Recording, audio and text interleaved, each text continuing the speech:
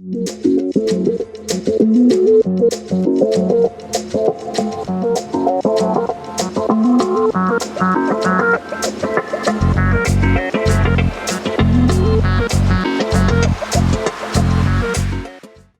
tardes, estimados asistentes, autoridades que nos acompañan el día de hoy, docentes, egresados.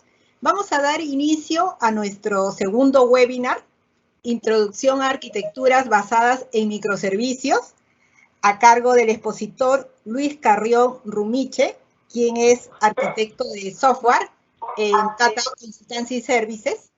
Démosle la bienvenida y dejamos a Luis, por favor, para que inicie su exposición. Muchas gracias. Buenas tardes, ¿cómo están? Muchas gracias por la invitación. Mi nombre es Luis Carrión. Hoy vamos a hablar un poquito sobre microservicios, todo lo que es una introducción a microservicios y el ecosistema de microservicios. ¿Sí? Como les dije, como lo comentaron, yo trabajo en Tata Consultancy Services, ¿sí? Es una consultora india. Tengo más o menos unos 15 años trabajando para la empresa.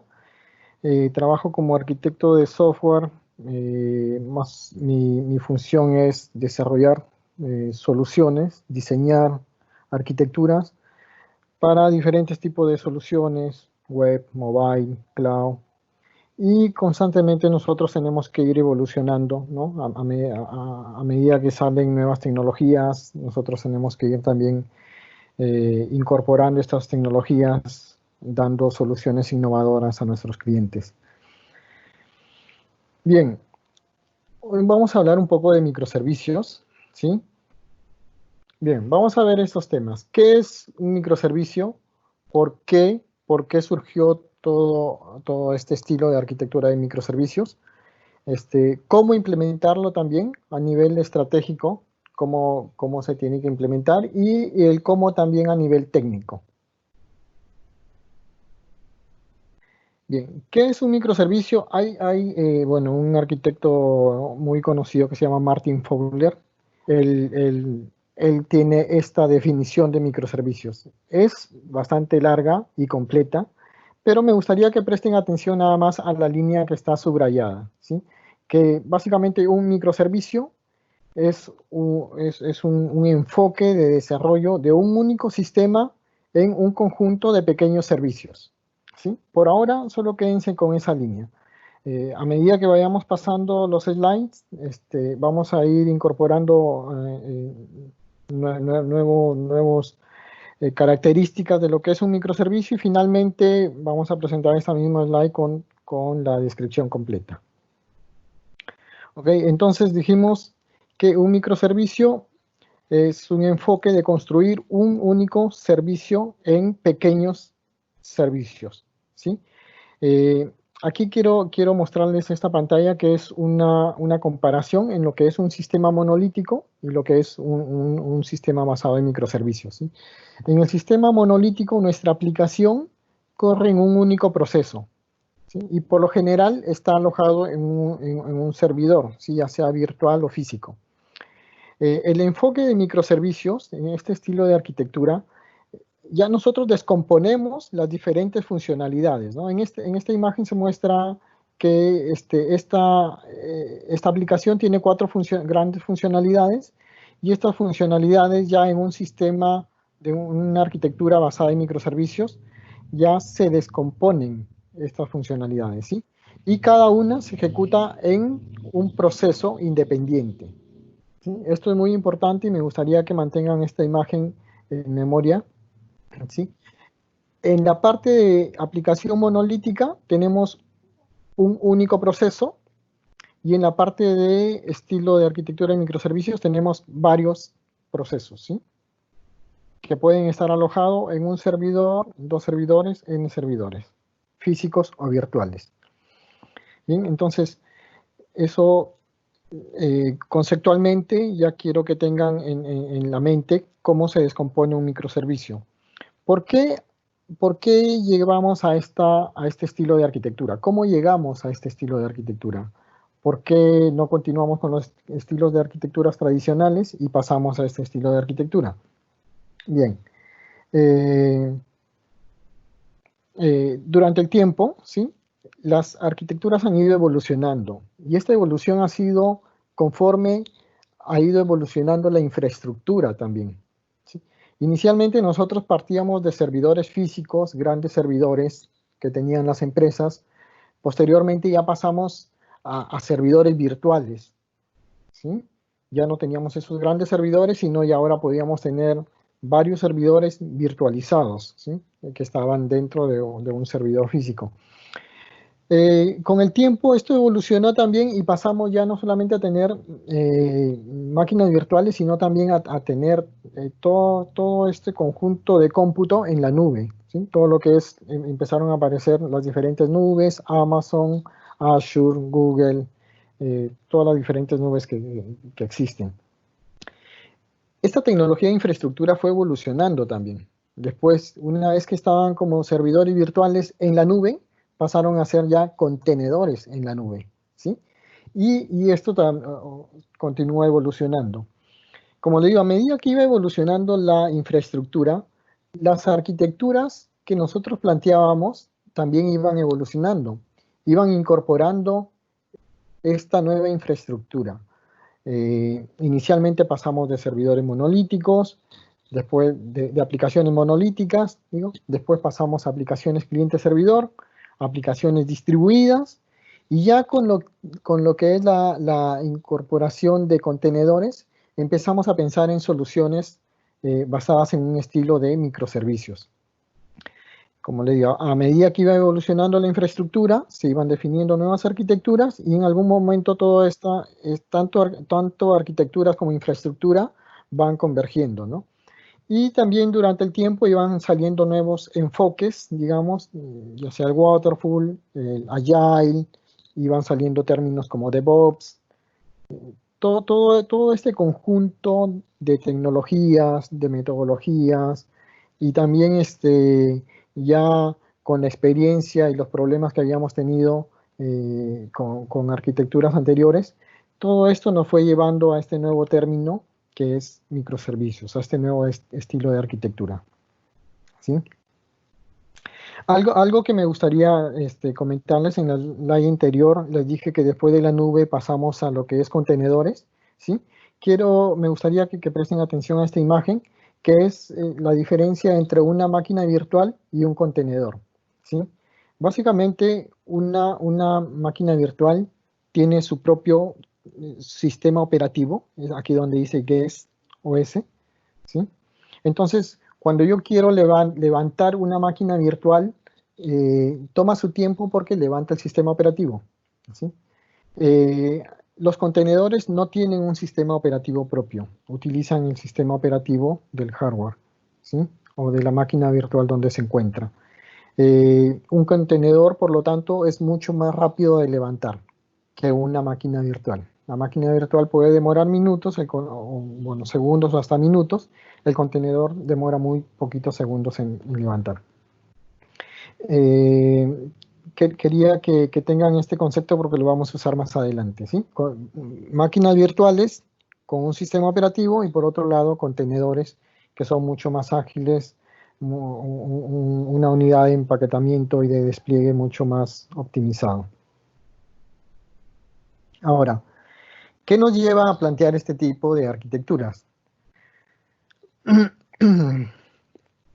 Bien, aquí en este slide presentamos por un lado, por el lado izquierdo, la parte de una arquitectura monolítica y por el lado derecho la parte de una arquitectura de microservicios. En la arquitectura monolítica, como les comenté en un inicio, la aplicación está desplegada y corre bajo un proceso, un único proceso, ¿sí? En una arquitectura basada en microservicios, no. Entonces, ¿qué pasa? Si yo tengo un error en mi aplicación, si tengo una excepción, entonces lo que va a ocasionar eso en mi arquitectura monolítica es que se caiga toda mi aplicación, es que mi aplicación deje de funcionar, ¿sí? Porque está corriendo en un único proceso del sistema operativo. Sin embargo, en una arquitectura de microservicios no pasa eso. ¿Por qué? Porque yo tengo mis microservicios, los tengo desplegados en diferentes contenedores y cada uno corre bajo un proceso a nivel de sistema operativo. Entonces, si tuviera una sección, algún problema dentro de uno de los microservicios, lo único que dejaría de funcionar es ese microservicio. Es decir, si yo tengo una aplicación, por ejemplo, en donde mi pasarela de pagos deje de funcionar, yo podría navegar por toda la aplicación, pero esa funcionalidad no la tendría disponible. No, si ocurre algún problema, alguna excepción, simplemente esa funcionalidad dejaríamos de usarla, pero lo demás continúa trabajando sin ningún problema. Ahora, al tener este estilo de arquitectura de microservicios, yo puedo manejar mis despliegues y mis releases de manera independiente, ¿sí? Yo me acuerdo que hace varios años, cuando nosotros desplegábamos arquitecturas, aplicaciones en algunas empresas, nosotros teníamos que coordinar porque mi despliegue a veces afectaba a sistemas de contabilidad, a dos o tres sistemas más, entonces los despliegues los hacíamos en conjunto, ¿no? Cuando desplegabas algo core, eso afectaba por todo lado, entonces habíamos 4 personas, cada uno responsable de su sistema, y desplegábamos. Si algo fallaba en el despliegue, entonces teníamos que hacer rollback de los 4 despliegues, ¿sí? Y todos sincronizábamos más o menos nuestros cambios para llegar a la fecha de despliegue con todos nuestros cambios listos. En una arquitectura de microservicio tú puedes trabajar equipos independientes y tus releases pueden ser en diferente frecuencia, ¿no? Mensuales, cada 2 meses, cada 3 meses.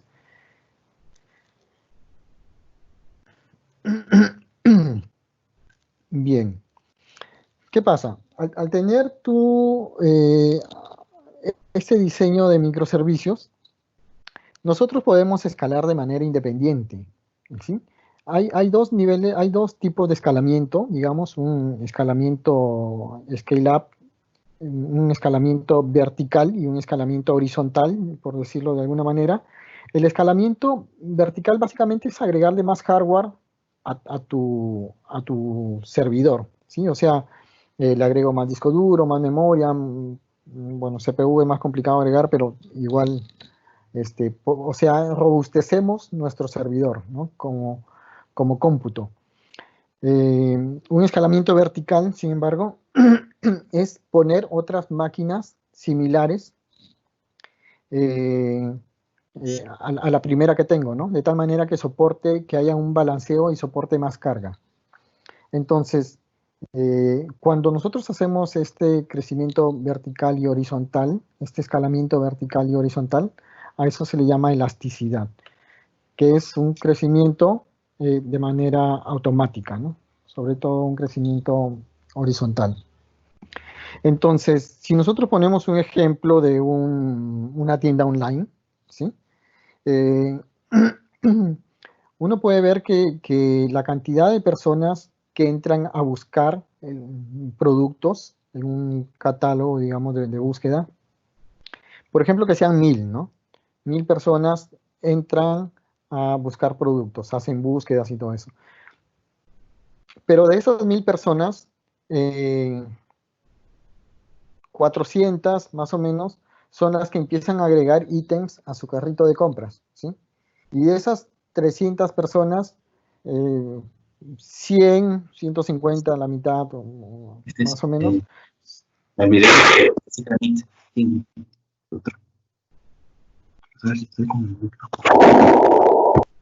Hola, bien, pongan en mute, por favor. Si tienen alguna pregunta, igual la vamos viendo. La podemos ver en el momento, si no, dejamos también para la parte final. Bien, para continuar con el ejemplo, les decía que de una determinada cantidad de personas que entran a buscar productos, un determinado porcentaje agrega esos productos a su carro de compras, ¿sí? A su coche de compras. Y de ese porcentaje, un porcentaje también menor son personas que finalmente terminan comprando el producto, ¿sí? Entonces, mis funcionalidades que están desplegadas en diferentes contenedores, digamos, el acceso que tienen los usuarios a esas funcionalidades no es igual, ¿no? Y la carga que soportan esas funcionalidades no es la misma. Hay más personas que se centran en buscar productos y menos personas que finalmente llegan hasta mi funcionalidad de pago del producto, de compra del producto. Entonces, este estilo de arquitectura de microservicios te permite hacer ese escalamiento, ¿sí? Uno puede hacer ese escalamiento manual, ¿sí? Por ejemplo, yo ya de antemano, yo sé que esta funcionalidad tiene mucha carga, entonces le creo 2, 3 instancias de esta funcionalidad. Esta otra funcionalidad tiene menos carga, le creo 2 instancias de esta funcionalidad. Esta otra funcionalidad que he creado como microservicio tiene mucho menos carga, le creo una instancia de esa funcionalidad, ¿sí? Pero además de eso, esto yo lo puedo manejar de manera automatizada. Si mi consumo de memoria llega a un 80%, un 85%, entonces yo creo otra instancia, ¿sí? Creo otra instancia de mi funcionalidad, de otro microservicio. Si mi consumo de CPU llega a tal porcentaje, yo automáticamente creo otra instancia. Entonces, ese tipo de cosas ya las podemos ir configurando y justamente una arquitectura basada en microservicios te permite hacer ese tipo de configuraciones. ¿Qué otras ventajas te ofrece este microservicio y por el cual se están optando por este estilo de arquitectura cada vez con mayor frecuencia? Bueno, en una aplicación monolítica, por lo general, uno ya tiene definido el stack tecnológico, ¿no?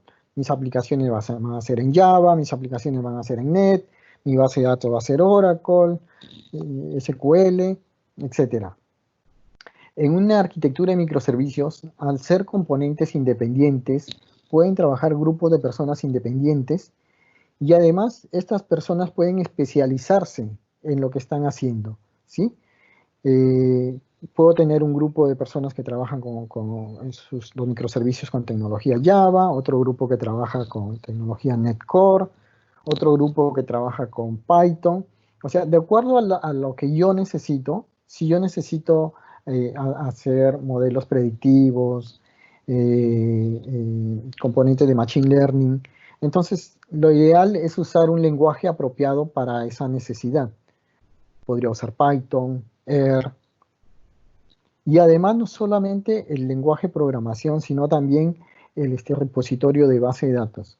Usualmente nosotros usábamos este repositorio de base de datos relacionales, ¿sí?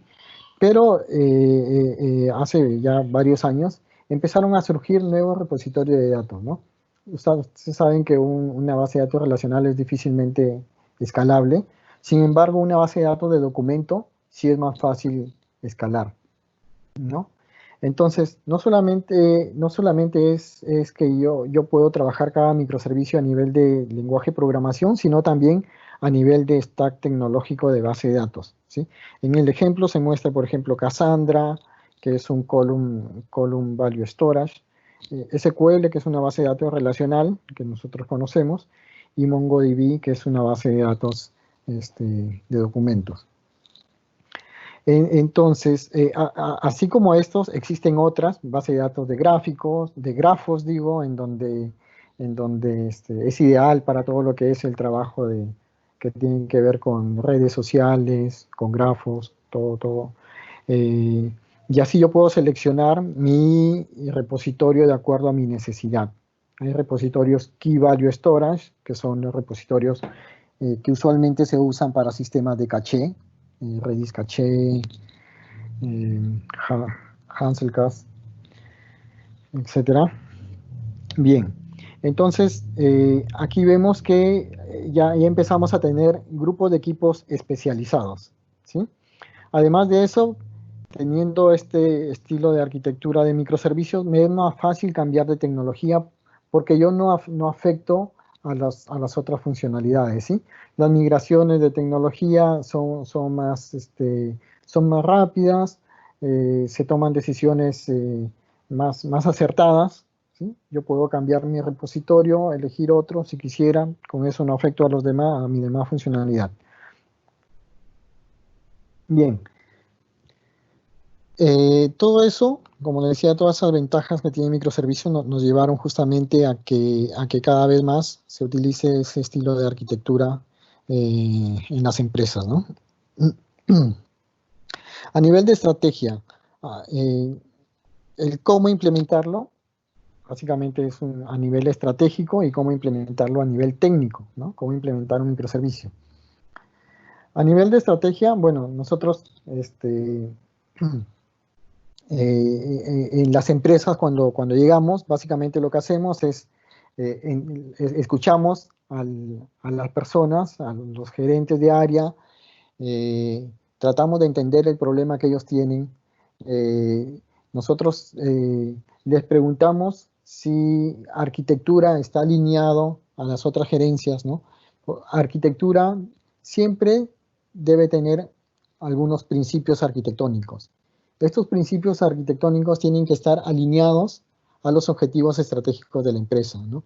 Si mi empresa quisiera expandirse hacia otros países, entonces a nivel de arquitectura yo ya debo estar pensando cómo cumplir con ese objetivo estratégico que tenemos a nivel de empresa, ¿no? Entonces yo defino una serie de principios, que principios básicamente son reglas, ¿sí? Y ya teniendo esos principios, yo defino ya prácticas y estándares, ¿sí?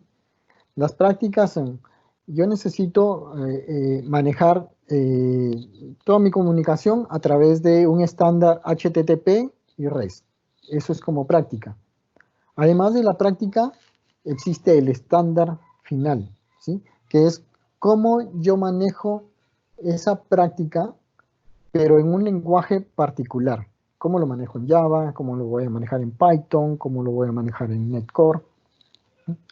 Entonces, tenemos que se tiene estrategias globales, objetivos generales, objetivos estratégicos a nivel de la empresa. Por otro lado, mis principios tienen que tratar de llevarme a cumplir esos objetivos estratégicos de la empresa. Tengo mis prácticas de diseño y delivery que están basadas en esos principios, tienen que seguir esos principios. Y por último, que no lo puse acá, que estaría bueno comentarles igual, tienes estándares por tecnología, ¿sí?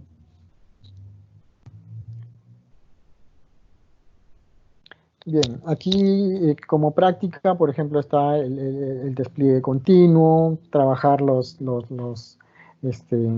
microservicios de manera independiente. A nivel de principio, es eliminar la complejidad accidental. Hay empresas, por ejemplo, que tienen sus sistemas que parecen así como tipo telaraña, ¿no? Como un circuito cuando uno jala y se está vinculado con diferentes sistemas, ¿sí? La idea siempre es empezar a desacoplar los componentes, desacoplar la mayor cantidad que se pueda, porque todo ese acoplamiento nos lleva a una serie de problemas. Entonces, yo empiezo a definir principios y sobre eso empiezo a definir diferentes prácticas para cumplir esos principios o reglas. Después hay una serie de factores y hay metodologías, digamos, para llevar a cabo la implementación de toda una estrategia de microservicios, ¿sí? Esta es una metodología que se llama de 12 factors, los 12 factores, ¿sí? En donde te dice de que tú necesitas tener un repositorio de datos, por ejemplo, en donde tengas un repositorio de código, perdón, en donde tú tengas todo tu código, ¿sí? Todo tu código, las personas que quieren trabajar sobre una aplicación, todos hacen pull y push sobre ese código, ¿sí? Todos trabajan de manera organizada, digamos, bajo un repositorio de código común. Las dependencias se tienen que manejar también de manera centralizada, los archivos de configuración también, o sea, hay una serie de componentes y hay una serie de metodologías que te permiten ejecutar una estrategia de microservicios como tal. Si bien cierto, esto es más conceptual, son consideraciones que se deben tener, ¿sí? Porque, como le digo, estos microservicios escalan de manera automática. Si mi configuración, hablando del punto 3, si mi configuración está, digamos, en duro, puesta en mi microservicio, cuando yo necesite escalar, necesariamente voy a tener que compilar de nuevo mi componente para que me funcione en otra instancia o en otro ambiente, ¿no? Si yo quiero pasar de testing a producción y yo tengo mis configuraciones fijas, yo no lo podría hacer. En cambio, si tengo mis configuraciones separadas, en un archivo de properties, en un archivo de configuración, entonces yo ya podría desplegar ese componente que tengo en certificación, lo paso a producción y simplemente cambio mi archivo de configuración y listo, y empieza a apuntar a otro repositorio de datos, a otro endpoint, etc. ¿No? Entonces, hay diferentes metodologías que te permiten llevar a cabo, digamos, toda una estrategia de microservicios.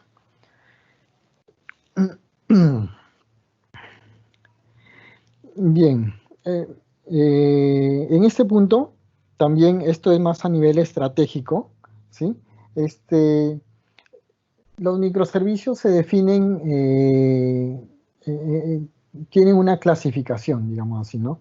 Esta es una clasificación que le da MuleSoft, pero que es básicamente un estándar a nivel de empresas, en donde nosotros clasificamos a nuestros microservicios como System API, Process API y Experience API. O sea, nuestros microservicios finalmente que son implementados a través de API, tratamos de seguir esta estrategia a nivel empresarial, ¿sí?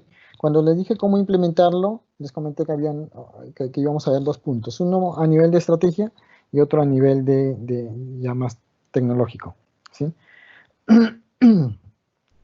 Esta clasificación es importante, ¿sí? Porque a nivel de estrategia, lo que siempre se evita es duplicar código, hacer las mismas cosas. Si yo que hago mi aplicación mobile necesito registrar a un cliente, si yo construyo todo el camino de registro al cliente hacia la base de datos,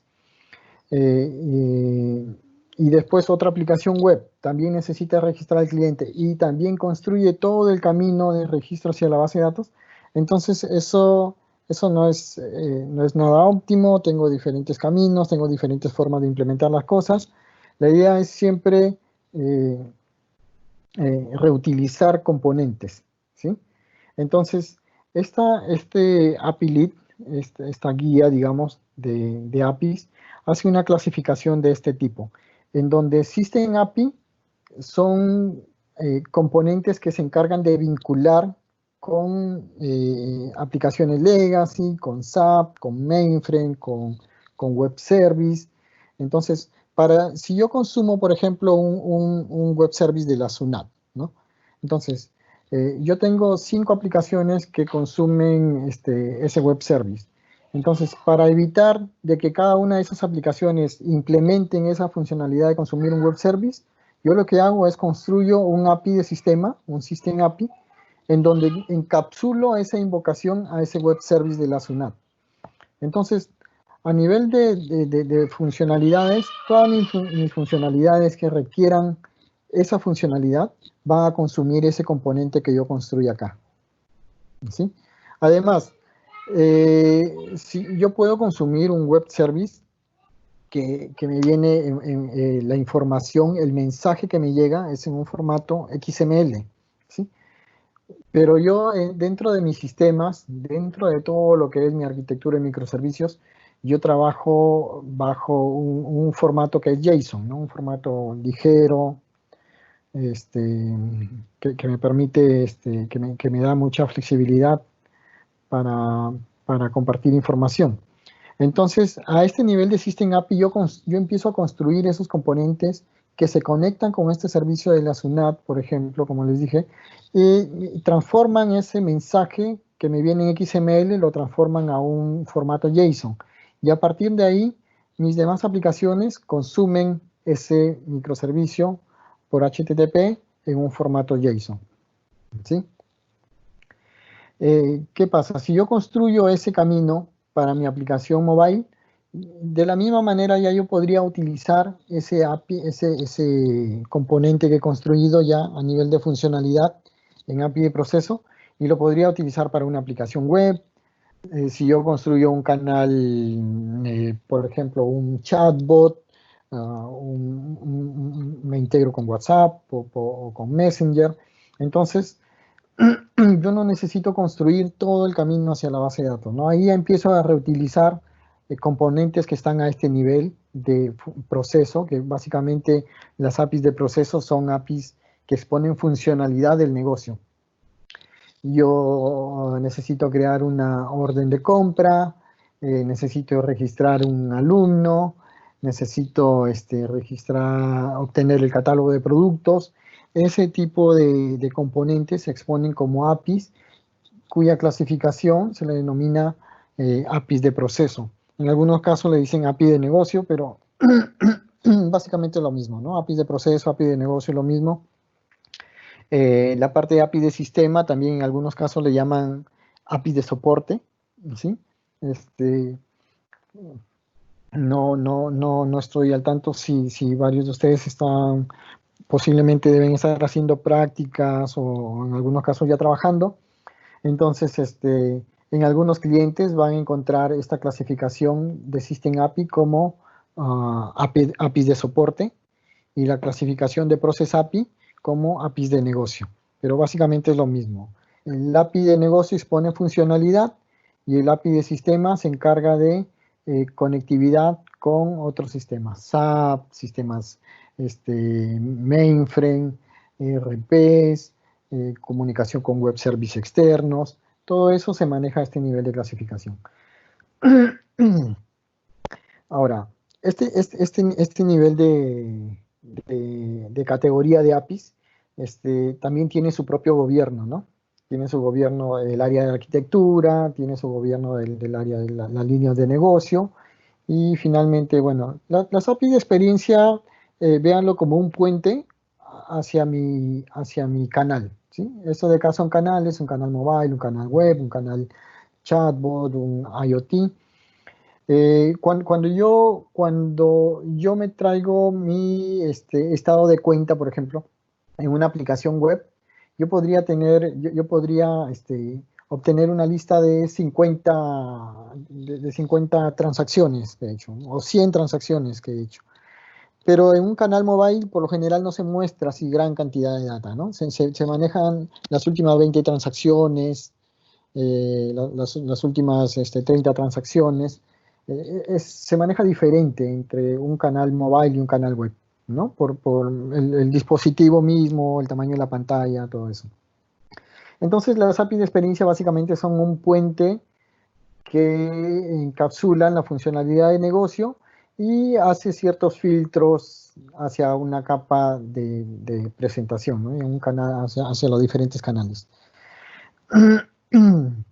Este es un enfoque que, como le dije, se usa en MuleSoft. Yo esta presentación la voy a pasar. Si quieren entrar a mayor detalle de esto, aquí en la parte inferior está la referencia a esta sección. Podrían después entrar y si es que les ha quedado una duda de este tipo de clasificación de APIs que se tienen que hacer.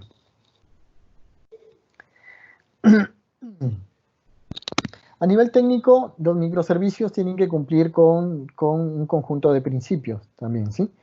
Uno de los principios es modelar alrededor del dominio de negocio, ¿sí? Eso es muy importante para un microservicio. El microservicio tiene que estar modelado pensando en una funcionalidad de negocio, ¿sí? Por ejemplo, eh, en un contexto de AFPs, por ejemplo, yo tengo mi cliente que es un afiliado, ¿sí? Esa persona que es un afiliado, eh, eh, digamos, durante el transcurso del tiempo, se convierte en eh, en un afiliado, pero ya no es bueno, inicialmente empieza como un cliente, ¿no? Es un cliente y posteriormente cuando empieza a pagar ya pasa a ser un afiliado. Después cuando se jubila ya no es un afiliado, sino en el contexto de negocio ya se denomina un, un, este, una persona jubilada, un beneficiario titular. Es la misma persona que se ingresó eh, inicialmente, empieza a pasar por diferentes contextos de negocio, que se le denomina. Eh, Como le digo, por ejemplo, en un contexto empresarial, digamos, cuando una persona ingresa a una empresa, esa persona lo que hace es se le registra en un sistema de recursos humanos, ¿sí? Dentro del contexto de recursos humanos, esta persona sería un asociado trabajador, pero a la vez a esta persona se le crea una cuenta en un sistema contable, por ejemplo, ¿no? En donde este sistema contable se use para, eh, para todos los temas que tienen que ver con su pago mensual, su salario. Entonces esa misma persona ingresa a este otro sistema, pero ya no ingresa como un asociado, sino como un usuario del sistema contable que tiene una cuenta, tiene diferentes atributos, ¿sí? Anteriormente, cuando se diseñaban sistemas, se modelaba un sistema de base de datos relacional en donde mi tabla de usuarios tenía datos de la persona, datos de dirección, datos familiares, si era casado. eh, Además tenía información que se usaba para los sistemas de cuenta, de contabilidad, para los sistemas de recursos humanos, para los sistemas de e-learning que tenga en la empresa. Entonces, se convertía en una tabla enorme. En la actualidad ya no se modela así, se modela alrededor del dominio de negocio. Si mi aplicación es una aplicación de recursos humanos, entonces mi modelado tiene que ver únicamente con la parte de recursos humanos. No tendría por qué estar mi número de cuenta en esa sección, ¿no? No tendría por qué estar mi identificador de mi portal de e-learning en esa sección, porque no es necesario. Solo es necesario la información que tenga que ver, que sea importante y relevante para recursos humanos. Sin embargo, para mi sistema de contabilidad, sí yo necesito tener información de la persona que tenga que ver con a dónde yo le tengo que depositar ese dinero, ¿no? Y así, entonces, el modelado alrededor del dominio es muy importante. El otro principio es la cultura de automatización. Esta cultura de automatización, básicamente a nivel de microservicios se implementa con todo lo que es DevOps, ¿sí? DevOps es un término, digamos, que engloba la parte de desarrollo y la integra con operaciones. Operaciones es el área encargada de hacer los despliegues. O sea, como desarrolladores nosotros construimos el software, construimos la aplicación, la probamos y después lo que usualmente hacíamos era construir un documento, una especie de checklist con un montón de puntos, en donde esos puntos, junto con mi empaquetado, se lo entregaba al operador, y el operador lo que hacía era seguir cada uno de esos puntos y empezaba a instalar mi aplicación en un servidor virtual, ¿no?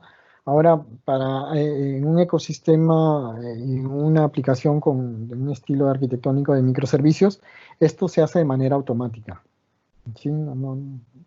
A través justamente de unas arquitecturas DevOps. Ocultar la implementación de detalles, esto también es lo mismo, ¿no? Yo quiero consumir un servicio, yo sé que este servicio se encarga de crear un alumno, ¿sí? Pero internamente no sé qué es lo que hace, no sé si se comunica con otros servicios. Para mí eso debe estar oculto, ¿sí?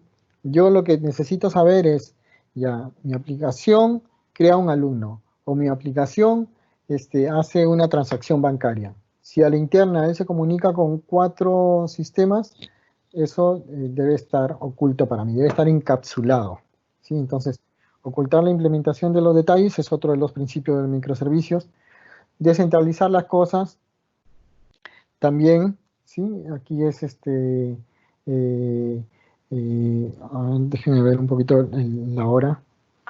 Sí, el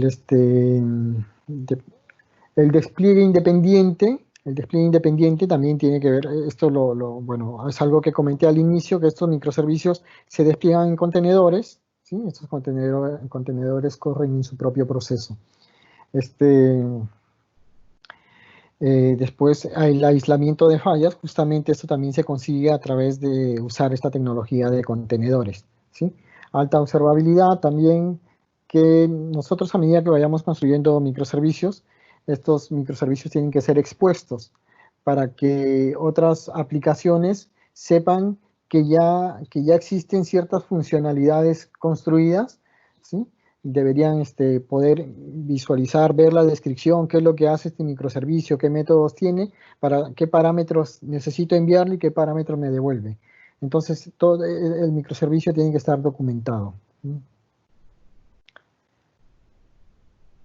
Bien, esto a nivel de modelado, ya aquí vamos, sí. Creo que tenemos unos minutos para de ahí ya pasar a la parte de preguntas. A nivel de modelado, básicamente esto es lo que le decía, ¿no?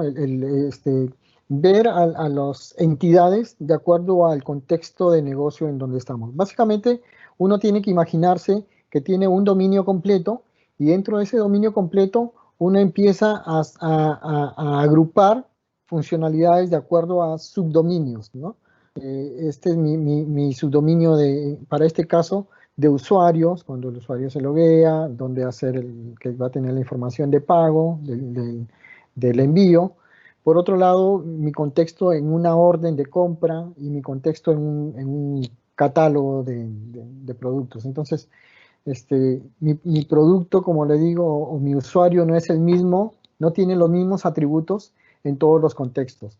En algunos contextos tendrá 5 atributos, en otro contexto tendrá 10 atributos, en otro contexto tendrá 15, etc. Es de acuerdo al contexto en donde se encuentre.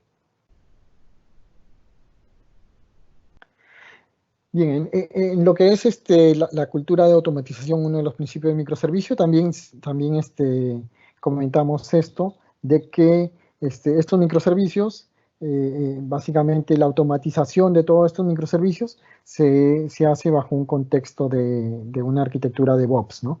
En donde básicamente el codificador o el programador, el developer, lo que hace es subir el código a un repositorio. Básicamente los repositorios se basan en Git, todos, GitLab, GitHub, Bitbucket, diferentes tipos de repositorios. Aquí he elegido uno en particular de una presentación que tenía. Una vez que está ya este código en un repositorio, hay diferentes herramientas, en este caso es Jenkins, que se encargan de orquestar todo eso, ¿no? Entonces, lo que hace Jenkins básicamente es extrae ese código, lo compila. Una vez que lo compila, le puede hacer escaneo de código. Hay empresas, bancos, por ejemplo, que lo que hacen es, de manera automática les estoy diciendo todo esto, ¿no? Lo que hacen es utilizar herramientas que te escanean el código y te encuentran vulnerabilidades de seguridad, por ejemplo. Hay herramientas que te permite, que te dicen si tu código está siguiendo buenas prácticas, si no está siguiendo buenas prácticas, si se puede caer por algún momento, ¿no? Entonces, estas herramientas que se llaman SonarQube, Fortify, etcétera, te permiten hacer ese análisis estático de código, ¿no? Una vez que pasan ese análisis estático de código, también se empiezan a ejecutar las pruebas unitarias de ese código que yo subí, ¿no? Desde el local machine yo subí mi código, Jenkins se encarga de descargarlo, a través de ciertas herramientas se encarga de pasar, digamos, de ejecutar las pruebas unitarias, de ejecutar el análisis estático de código, etcétera. Y una vez que va pasando eso, que se le denomina pipeline, ya recién lo compila. Una vez compilado, esto ya lo puede desplegar. Lo despliega en una arquitectura en la nube, en una arquitectura de Kubernetes en la nube, que como le dije, tenemos el EKS de Amazon, el Kubernetes en la nube, el Azure también, Kubernetes de Azure, Google, etcétera. O también hay empresas que deciden tener instalado Kubernetes on-premise, ¿no? Ya sea con Kubernetes o con OpenShift. Sobre todo las empresas que manejan, que tienen convenio con IBM, por lo general tienen OpenShift en on-premise, ¿no? Entonces, este Jenkins mismo se encarga de hacer estos despliegues a través de ciertas herramientas. Esto es lo último que tenía como para ya ir pasando a la ronda de preguntas. Les decía que Jenkins básicamente se encarga de orquestar diferentes herramientas, ¿sí? Hay herramientas que me hacen el compilado de mi código que yo descargué de Git, herramientas que me hacen las pruebas, herramientas que me hacen el despliegue. Ya eso se le denomina un pipeline, ¿sí? Un pipeline que va desde que yo extraigo mi código hasta que mi código va a mi servidor y está listo para ser usado, ¿no? Está desplegado ya, mi aplicación está desplegada. Este es un pipeline básico y sobre esto ya se empiezan a agregar nuevos pipelines, nuevos stage, digo, dentro del pipeline, ¿sí? Cada una de esas secciones, lo que dice build, test, quality, security, cada una de esas secciones se llama stage. Mi pipeline está compuesto por un conjunto de stage, ¿sí? Entonces, mi código desde que lo descargo pasa por cada una de estos stages hasta llegar a producción, ¿sí? Yo compilo el código, pruebo, le hago un análisis de calidad, de buenas prácticas de mi código. Después utilizo alguna otra herramienta para encontrar vulnerabilidades de seguridad que encuentre, sobre todo en empresas, en bancos. Esta parte de Code Security lo tienen seguro. Y posteriormente despliego esto en una infraestructura on-premise o en una infraestructura de la nube. ¿Sí? Entonces, volvemos a la definición inicial, ¿sí? Microservicios, como le decía, es un enfoque de desarrollar una aplicación única basada en un conjunto de pequeños servicios. Cada uno de estos corre en su proceso independiente, ¿sí? Porque corre en Kubernetes, sobre procesos independientes, en contenedores, digo. Se comunican a través de mecanismos ligeros. El mecanismo usualmente que se usa para la comunicación de los microservicios es HTTP. Están construidos o implementados estos microservicios como API REST, ¿sí? Después dice, bueno, aquí como dice frecuentemente API REST, estos servicios son construidos alrededor de capacidades de negocio. Hay un término ahí que es muy importante y que quizás lo puedan mirar y tratar de entender un poco, que es Domain Driven Design, DDD. Este enfoque DDD te ayuda justamente a pensar y modelar tus microservicios. Y después dice que son desplegados independientemente, se despliegan independientemente en contenedores, y dice bajo una maquinaria de despliegue automatizado. Básicamente el despliegue se hace bajo una arquitectura DevOps. Después dice, estos microservicios necesitan un mínimo de administración centralizada. Si necesitan un gobierno, como le dije, en la parte estratégica se tiene que pensar todo esto. Yo necesito tener equipos que me den soporte a toda mi organización, que me den soporte sobre DevOps, que me den soporte sobre cómo voy a definir mis microservicios, ¿sí? Y además dice que estos pueden ser escritos en diferentes lenguajes de programación y pueden utilizar diferentes tecnologías de almacenamiento de datos, ¿no? Que es lo que habíamos visto también en las ventajas que tenían, es que un microservicio puede utilizar diferentes lenguajes de programación y repositorio de base de datos, dependiendo de la necesidad de mi aplicación, de la funcionalidad que esté construyendo. Básicamente era eso lo que les quería mostrar. Se me pasaron 5 minutos de la presentación, pero la idea es que si es que ustedes tienen algunas dudas, que me la hagan saber. Sí, a ver, si alguno tiene una pregunta, por favor, levante la mano. A ver, Jonathan, por favor, Jonathan. Sí, ¿qué tal, Jonathan? ¿Cómo estás? Ok, ¿qué tal? Buenas tardes. Muchas gracias por la presentación. Mi pregunta era si existen algunos costos adicionales que hay que considerar al momento de descentralizar el monolito. Tal vez el balanceo. Sí, mira, estas arquitecturas, sí, tiene, así como tiene ventajas, también tiene su complejidad, ¿sí? Y a nivel de costos no es tanto porque, bueno, al tener ahora ya todo lo que es cloud, por lo general las empresas están migrando casi todas sus aplicaciones a la nube, ¿no? Y estos servicios que se contratan en la nube son servicios de pago por uso. Hay un término que le denominan que es el costo capital, que era anteriormente cuando uno quería instalar servicios, digamos, en tu infraestructura local, tú necesitabas que comprar tus servidores. Si estas aplicaciones necesitaban una solución de disaster recovery, además tenías que comprar su servidor para que puedas hacer disaster recovery. Además tenías que tenerlo en todo un ambiente con ventilación.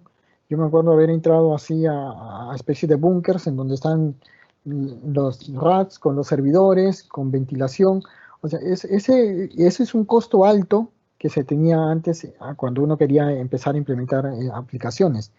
Ese costo que se le denominaba costo capital, que es un costo inicial, cuando uno aborda unas arquitecturas de microservicios y sobre todo en la nube, estos costos capitales el costo capital es mínimo porque tú empiezas a consumir recursos a medida que vas necesitando. Si tú tienes una tienda que inicialmente va a tener 100 usuarios, no necesitas tener muchas instancias. Si te va bien en tu negocio y tus usuarios empiezan a crecer, posiblemente después tú ya necesites empezar a escalar, ¿sí? Pero el pago que haces es por lo que consumes. Una instancia, pago por mi única instancia. Cuando tengo 2, 3 instancias, pagaría por esas 3 instancias. Ahora, yo ya no tengo un costo inicial, ese costo capital, sino ya mi costo va siendo más un costo operativo, ¿no? A medida que yo vaya teniendo más beneficios, ese costo, o sea, a mayor cantidad de clientes, voy pagando un poquito más por lo que estoy consumiendo más recursos en la nube. No sé si con eso más o menos respondo tu pregunta. O sea, sí se incurren en costos, pero no es un costo grande, sino son costos, digamos, incrementales, ¿no? Y obviamente si tú tienes un negocio en donde ya empiezas a tener miles de personas, quiere decir que tu negocio está siendo rentable, entonces puedes pagar un poquito más por los servicios que estás consumiendo de la nube. Sí, entiendo, gracias. Entiendo que también es un costo asociado a la elasticidad, ¿no? De poder crecer a la demanda que se necesita. Gracias. Así es. ¿Alguna otra pregunta? Sí, Tony, por favor, puedes hacer tu pregunta. Sí, con respecto a este tema, hay diferencias entre la arquitectura monolítica y de microservicios. El primero viene a ser una sola base de datos para un solo lenguaje de programación. En cambio, el segundo viene a ser varios bases de datos y varios lenguajes de programación como Java, Netcore, etc. Ahora, en arquitectura de microservicios, ¿por qué hay algunos que tienen un solo microservicio y otros que tienen varios? Bien, bueno, en realidad tú construyes tu microservicio de acuerdo a la necesidad de negocio, ¿sí? Si tu necesidad de negocio es tener más de un microservicio, lo puedes tener. O sea, es como lo que les decía, ¿no? Del ejemplo de la tienda online. Si yo imagino mi tienda online, bueno, yo necesito un microservicio para catálogo de búsqueda, necesito un microservicio para el carrito de compras, otro para pagos, otro para el registro de clientes. Imagínense lo que tenemos también en Netflix, ¿no? La mayoría usa Netflix. Hay microservicios que te devuelven tu lista de favoritos, otros microservicios que te devuelven el video como tal, en streaming, otro microservicio que te devuelve, tiene un algoritmo de Machine Learning ahí que te dice, bueno, estas son tus recomendaciones, ¿sí? Cada una de esas secciones son microservicios independientes. Entonces, en ese caso, en ese contexto, mi aplicación de Netflix requiere varios microservicios. Pero si mi solución es, por ejemplo, yo necesito conectarme al web service de la SUNAT, que me devuelve X datos, mi número de RUC, que me devuelve la razón social a partir de un número de RUC. Entonces, mi solución, básicamente, en ese ejemplo, va a ser un único microservicio que lo que hace va a ser una especie de grapper que me va a consumir mi web service de la SUNAT y me va a transformar el mensaje que me devuelve, que es XML, me lo va a transformar a JSON. Y mi solución termina ahí. O sea, la cantidad de microservicios va a depender del requerimiento que tú tengas. Sí, de acuerdo, Luis Carrión. Luis, sí. Una pregunta, sí. Desde tu experiencia, ¿qué recomendaciones podrías brindarnos para que un profesional, si quiere irse por la línea de arquitectura de software? Desde mi experiencia, mira, esto es algo que yo siempre me he preguntado y conversado con otras personas porque,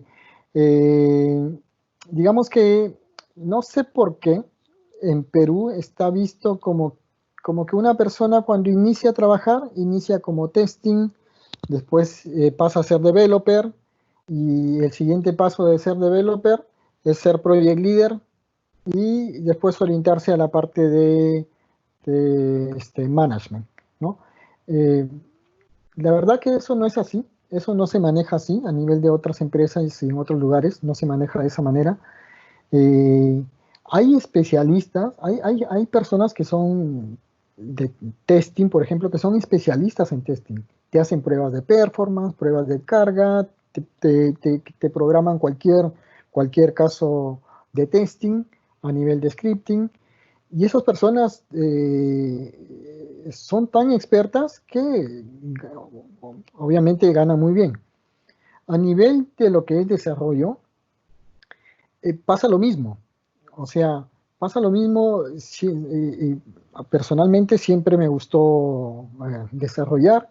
Pasé a ser líder técnico. Después de líder técnico empiezas a ser un arquitecto de aplicaciones, o sea, alguien que le daba solución, digamos, a los problemas que habían, pero dentro de mi aplicación, dentro del stack tecnológico que yo conocía, si mi aplicación trabajaba con base de datos SQL, me volvía un experto, pero en lo que era eso, SQL, Java o .NET, y después de eso ya pasas a un nivel más de arquitecto de plataforma, que ya puedes ver diferentes tipos de soluciones de otros proyectos, de otros grupos. También eso, si quisieras escalar un poco más, podrías llegar a ser también un arquitecto de empresarial. El arquitecto empresarial ya tiene una visión un poquito más estratégica. Ya yo no solamente empecé a ver temas de aplicaciones, sino ya temas de integración con los sistemas de las empresas. Las empresas tienen SAP, tienen ERP, tienen mainframe. Entonces, si bien es cierto, soy un arquitecto que codifico mucho, es algo evolutivo. Es algo evolutivo. Si es que les gusta el tema técnico, estaría bueno que se enfoquen en esa parte, en mejorar y en volverse especialistas de ciertos temas. Por ejemplo, ahora la tecnología es muy variada. Tienes todo el campo de lo que es Machine Learning, tienes todo el campo de lo que es IoT, tienes todo el campo de lo que es mobile, ¿sí? Yo como arquitecto conozco todas esas tecnologías, pero no a un nivel de expertise que me permita, por ejemplo, solucionar problemas así bastante específicos sobre algún tema mobile, por ejemplo, IoT, no. Yo me centro más en lo que es nube y microservicios, cloud y microservicios. Pero sí, sí es algo que yo les recomendaría que si les gusta esto, se empiecen a volver especialistas. No traten de abarcar todo, sí conozcan todo a nivel conceptual, sepan cómo funciona SAP, mainframe, cómo funciona una aplicación mobile, sepan cómo funciona una aplicación IoT, cómo se tiene que construir, cómo se manejan cosas de seguridad, así, pero siempre especialícense en algo, centren su atención en algo. Si les interesan microservicios, aprendan bien microservicios, aprendan la tecnología, aprendan las herramientas, vean cómo son despliegues, traten de ver todo su ecosistema, contenedores, dockers, así como microservicios tiene muchas ventajas, también tiene ciertos problemas, las transacciones se manejan de una manera diferente, entonces tratar de involucrarse con esos temas, ¿no? Y a medida que van evolucionando, también ya tratar de enfocarse ya en más temas de arquitectura, más temas de cómo tengo que manejar la autenticación, cómo tengo que manejar la autorización, cómo tengo que manejar la comunicación entre microservicios, cómo tengo que manejar el caché, cómo tengo que manejar el trace distribuido, el log, la auditoría, el monitoreo. Entonces, ya a medida que vayan evolucionando, ya tienen que centrarse en esos temas también, ¿sí? Entonces, bueno, como mi recomendación es básicamente eso, que se empiecen a volver especialistas. No traten de abarcar todo, concéntrense en algo y centren su atención en eso y traten de especializarse en eso. Muchas gracias por tu respuesta, Luis. Tenemos también una pregunta del ingeniero Rubén García. Luis, ¿cómo estás? ¿Qué tal? Un gusto agradecerte en este caso por tu ponencia y obviamente por los temas que nos has presentado. Y yo particularmente quiero hacerte una consulta porque yo precisamente hace muchos años yo enseño la asignatura de Teoría y Diseño de Base de Datos, sí, donde principalmente nosotros elaboramos en este caso, y como tú lo mencionabas, quizá una aplicación de alguna manera monolítica utilizando una base de datos Oracle. Sin embargo, en esta estructura de ir hacia el tema de microservicios, implicaría que, digamos, ahora voy a tener múltiples fuentes de datos, porque por el modelo que has presentado he podido ver que utilizabas, por ejemplo, Cassandra y bueno, puedo tener Cosmos DB y diferentes fuentes de datos, digamos, no estructuradas. Entiendo que ello implicaría un mayor mantenimiento de todas esas bases de datos, o es que cada microservicio se va a definir en función a los perfiles de cada uno de los servicios que se han creado, ¿no? Porque, por ejemplo, yo te pongo un caso, actualmente la universidad utiliza SAP dentro de su sistema principal, tanto académico como administrativo, pero si de repente yo quisiera crear un servicio que me permite identificar a un estudiante en qué ciclo está y de repente si está en el tercio o en el quinto superior, ¿no? Y digamos, esa es información que a veces las empresas, que a veces requieren para poder evaluar en este caso a un estudiante, la universidad podría crear un microservicio que pueda responder a esas necesidades directamente desde empresas, por ejemplo, como Tata, o algunas de repente que nosotros podamos tener algunos convenios con ellos y directamente ellos consultar y poder tener sin necesidad de repente de acceder a la universidad, posiblemente con su número de DNI, acceder en este caso a si está en el tercio o en el quinto superior y su promedio ponderado. Sí, mira, bueno, ahí hay varias cositas. Sí, como te digo, microservicios, si bien cierto, te dan muchas ventajas, también tienen cierta complejidad. En algunas empresas hacemos proyectos que no es este caso, pero ya que viene más o menos tu pregunta, me gustaría mostrarle esto. No sé si pueden ver este slide en donde se tiene un sistema monolítico que cada vez se va haciendo más pequeño, ¿sí? Estos sistemas así grandes, lo que se suele hacer es empezar a extraer funcionalidad. Se extrae funcionalidad hasta que finalmente el sistema monolítico queda tan delgado que pasa a ser un microservicio más. Sin embargo, en algunas otras empresas eso no es necesario, ¿no? O sea, si tienen un SAP y ellos quieren, sí, desacoplar ciertas funcionalidades, lo que se hace es, se suele extraer la data que se necesita para esa funcionalidad. O sea, de alguna manera, con alguna herramienta ETL, yo puedo extraer simplemente la data que yo necesito. Si digamos que en mi SAP yo tengo para mi tabla de alumnos 100 campos y lo cruzo con notas y todo, yo lo que tengo que hacer es extraer nada más la data que necesito. Mis 10 campos yo los extraigo, si se quiere, un archivo de texto plano, un CSV, un archivo, y eso lo llevo a un repositorio diferente, ¿sí?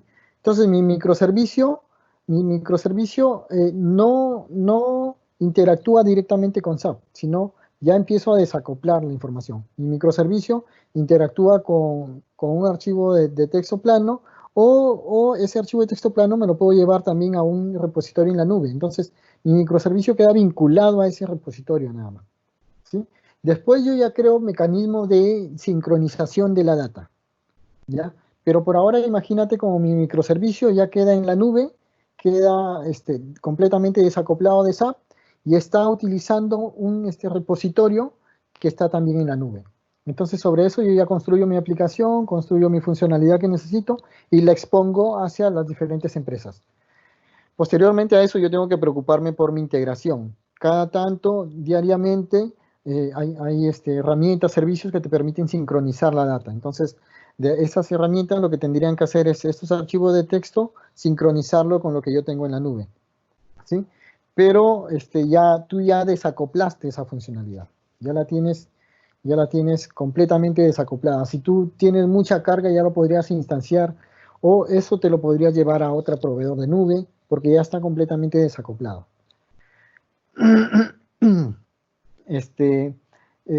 No sé si por ahí respondo gran parte de tu pregunta.